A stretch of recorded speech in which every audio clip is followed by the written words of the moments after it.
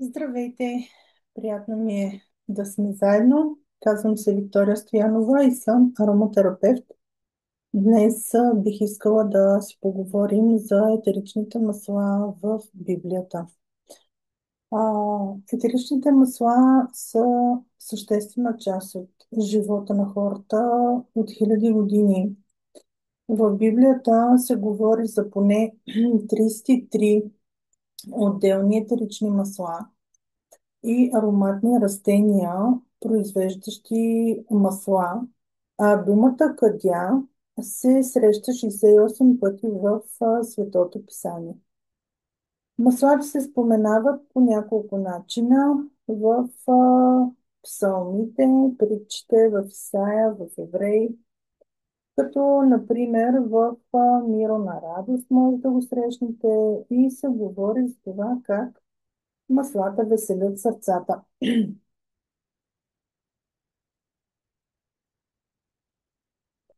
Ароматните растения и маслата са били сърцето на древната култура, използвани от лечители, свещеници, майки, пътуващи търговци, царе и обикновени хора.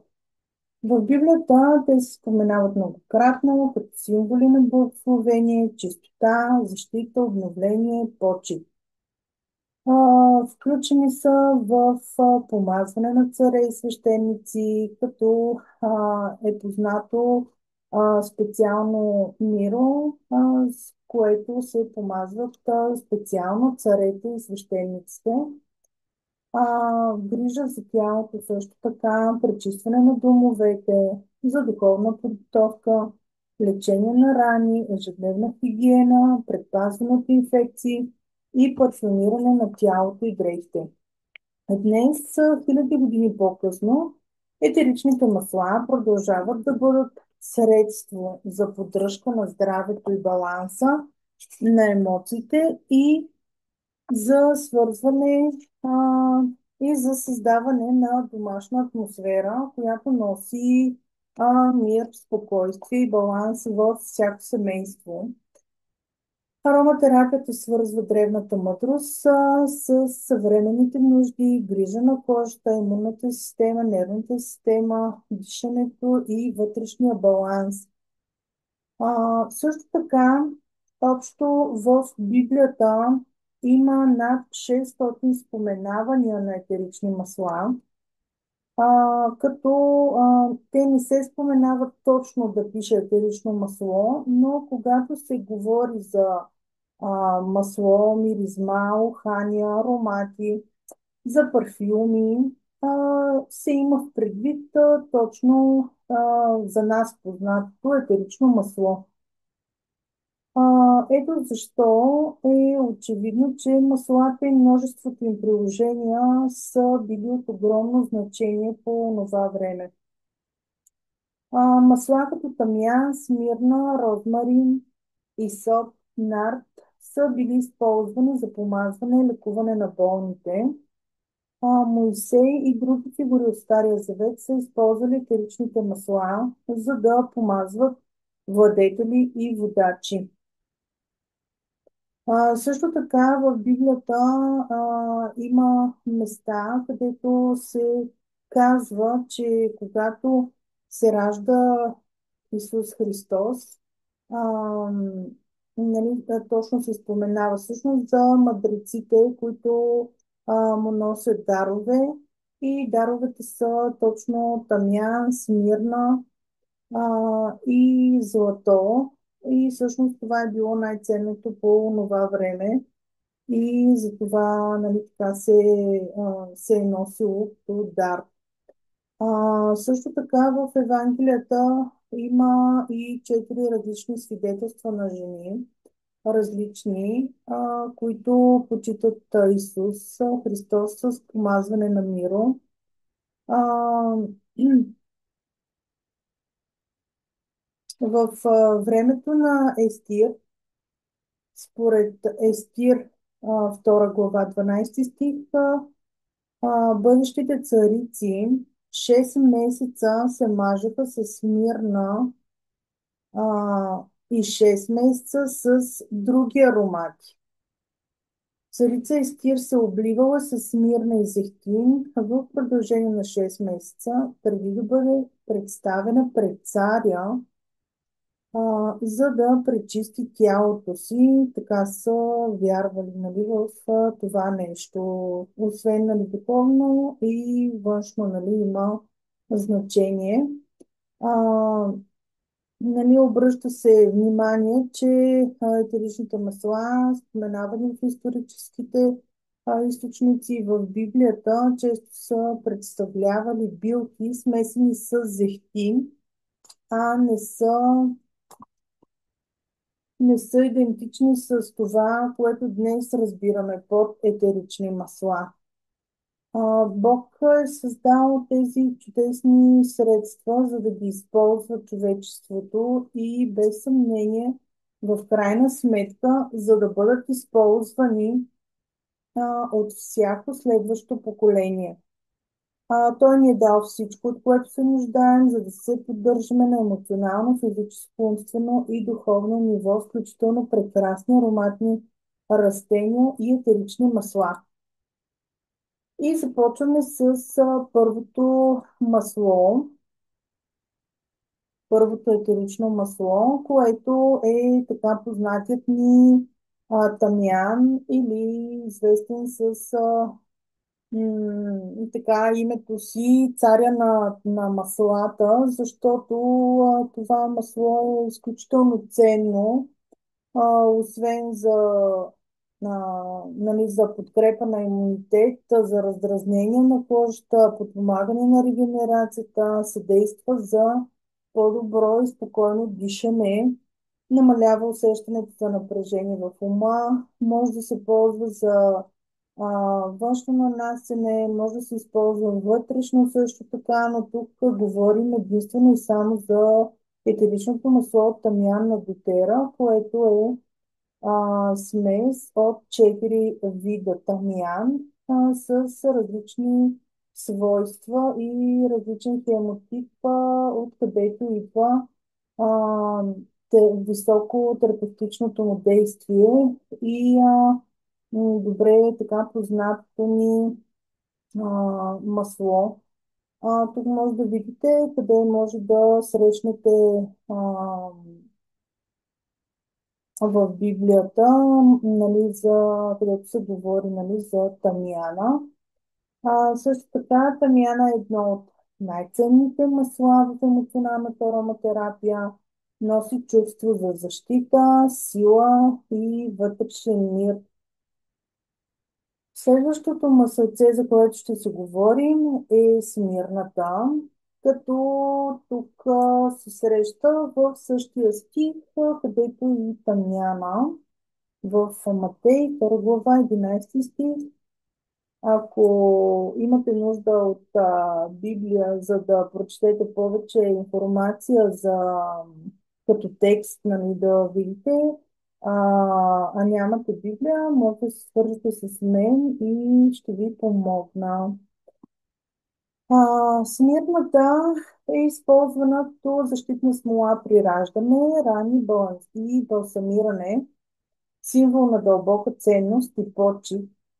Съвременната употреба в днешни времена най-често се ползва за суха, чувствителна, зряла кожа, подпомага възстановяване при напукване, белези, раздразнения, подкрепя ендокринната система, особено при жените, успокоява свръхнапрежение, прекалена емоционална чувствителност, подходяща при моменти, когато има нужда от вътрешно изцеление и стабилност.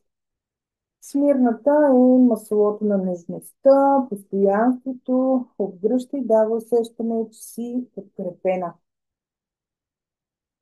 Следващото масълце е кедрово дърво или кедър. Също така цар Соломон е използвал кедровото дърво за строежа на Божия храм, а Исус е разпънат на кръст, направен от кедър или кипарис. За това дърво се е смятало, че носи мъдрост, използвало се за ритуали, пречистване и е служило като лекарство за лечение на кожни заболявания и проказа. Също така кедъра е символ на сила, чистота, закрила. Може да видите къде се среща в Библията, в псалмите. В днешни времена го използваме за подкрепа на спокойния сън, намалява нервното напрежение и вътрешна тревожност. Подпомага здрава кожа и коса, подходящ при усещане за несигурност или хаос. Носи стабилност, заземяване и усещане за вътрешен ред. Кедрът е чудесно масло за създаване на уют и спокойна атмосфера от дома. Идва ред на маслото от касия, част от свещеното масло за помазване, използвана като аромат, защита и подправка. Много подобно на канелата, касията е четвъртата съставка, изброена в мирото за свещено помазване, описано в Изход, 300 глава, 24 стих. Възможно е тя да е била донесена от Египет, когато израиляните са избягали от фараона и да е била използвана най-често за ароматизиране на дрехи заедно с смирна и алой. Алой е сандалово дърво, след малко ще разкажа и за него. Касията в днешно време използваме за затопляне, подкрепа циркулацията на кръвта, създава усещане за смелост и увереност, подпомага енергията при отпадналост, подходяща в моменти на студени крайници, умора и липса на тонус. Касията е маслото на смелостта, носи топлина и вътрешна устойчивост. Ето я и канелата, част от свещеното масло за помазване, използване като аромат, защита и подправка. Както и смирната, маслото от канела е било основна съставка в светото миро и се е ползвала за прочистване на въздуха, премахване на плесени и като натурално лекарство. В Притчи 7 глава 17 стих Соломон използва това ароматно масло в спалнята и като натурален парфюм и одеколон. В днешно време използваме етеричното масло от канела, за да а, за да повдигнем настроението и да създадем уютна атмосфера, стимулира жизнеността при умора, помага усещането за енергия и бодрост. Канелата е масло, което обединява и стопля, подходящо за семейни моменти.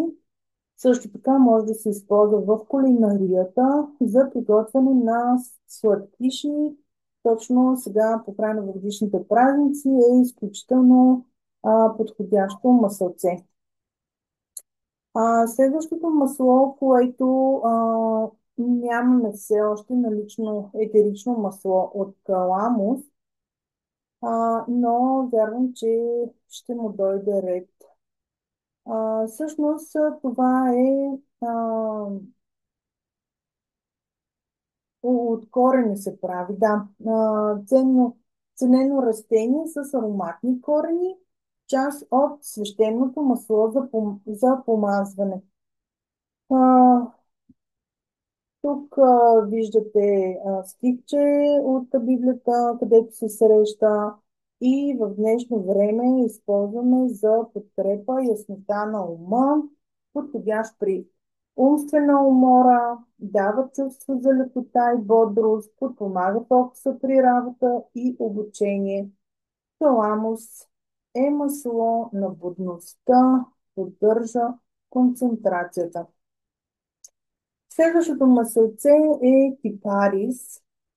Това е дърво, символизиращо вечност и преход, част от строителството на храмовете. В Светото писание кипарисът е почитан като символ на сила, сигурност и просперитет. Библията споменава кипариса като най-предпочитаното дърво за строителство търговия и производство на оръжие. В Битие, 6 глава, 14 стих, Бог заповядва на Ной: направи си ковчег от гоферово дърво или кипарис, което на съвременен език е всъщност кипарис. Да. А, в съвременната употреба в днешни времена използваме за подпомагане здравата циркулация, подкрепя леко, свободно дишане, помага при усещане за застой, емоционален или физически, дава усещане за движение напред, гъвкавост и адаптивност. Кипарисът е масло на промяната, леко освобождаващо и вдъхновяващо. Стигаме до острото масълце, което е исоп. Дотера не предлага исоп самостоятелно, но в няколко бленда имаме наличие на исоп. А, Това е изключително така рядко масълце. Само по себе си може да се използва за подкрепа на дихателна система, създава усещане за чистота и лекота в ума, подходящ при емоционална тежест, подпомага освобождаването на натрупано напрежение, носи усещане за светлина и чисто начало. А, Също така в Стария завет Бог заповядва на своя народ да използва исоп в церемониално пречистване на хора и къщи. Исопът се появява на разпятието на Исус, когато римските войници подлагат, предлагат на Исус да пие винен оцет върху гъба, на която на върха ам, на стрък и соп. Нали, гъбата я слагат на пръчка, която е от изоп. Стигаме до едно изключително ценно масълце, което така е доста скъпо като цена, и като действие, като употреба. А, Това е нард, спайкнард. С него Мария помазва Исус преди страданията му. В библейски времена нарда е бил не само много скъп парфюм, но и ценно масло, прилагано като лекарство. Интересно е, че е възможно, когато в Библията се говори за нард, всъщност да става дума за лавандулово дърво, масло. В Йоан 12 глава 3 стих, който виждате, нали, всъщност на екрана, се разказва как се използва линар за помазване на Исус едва дни преди неговата смърт и възкресение. Маслото използваме като силно успокояващо за нервната система, подходящо за моменти на преумора, пренапрежение, раздразнителност, подкрепя усещането за приемане и смирение. Създава дълбока и вътрешна тишина и успокоение. Нардът е масло на спокойствието и доверието. Стигаме до още едно изключително скъпо и ценно етерично масло от сандалово дърво, или в Библията може да се срещне като алой. В Светото писание сандаловото дърво, наричано алой, е, е посочено като едно от маслата на радостта, каквито са също тамян, смирна, кедрово дърво.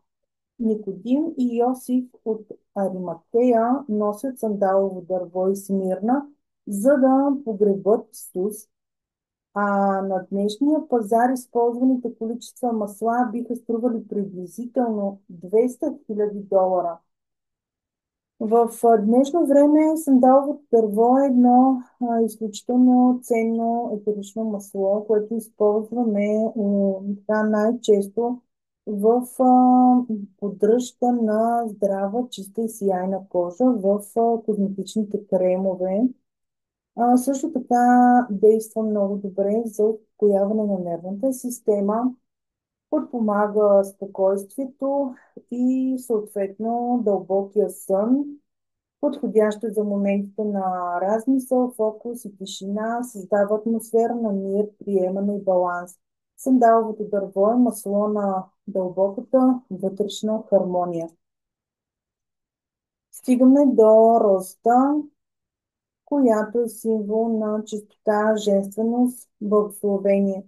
В древния близък изток се използва за парфюми, лечебни мехлеми, подхранване на кожата, макар да не се споменава директно като масло.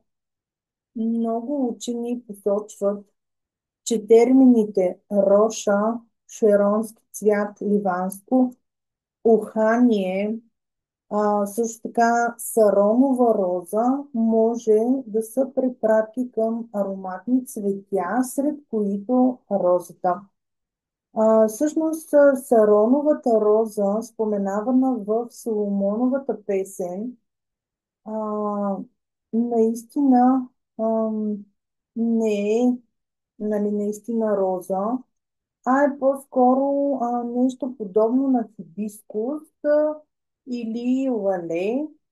Някои тълкователи на Библията виждат цароновата роза като Христос, а лилията като църквата, неговата невяста. В днешни времена етеричното масло от роза носи дълбока нежност и емоционална подкрепа, подпомага при стрес, тревожност, душевно напрежение, подкрепя женската система и хормоналния баланс. Една от най-силните грижи за кожата освежава, подхранва, балансира. Подходящо е за моментите, когато е нужна мекота, любов към себе си и вътрешно успокоение. Розата е аромат на чистота, нежност и възстановяване. Следващото масло, това си е маслиново масло или зехтин, което не е етерично масло, но е едно от най-честите и всъщност основно масло, което се ползва в Библията. а, нали, ние в днешни времена го използваме за базово масло, след което, нали, нанасяме етеричните масла, за да, основно при по-нежни кожички, за да не се получи зачервяване на кожата. Също така, когато приемаме маслата вътрешно, използваме зехтин. А, Подходящо е за подхранване на суха и чувствителна кожа. Използва се като носител в ароматерапията, носи усещане за защита, стабилност и топлина. Символично се използва и днес при духовни практики и помазване. Маслиновото масло е основата, физическа и духовна, която се изграждат всички останали благословени аромати. Етеричните масла в Библията носят история, дълбок смисъл и сила, която преминава през вековете.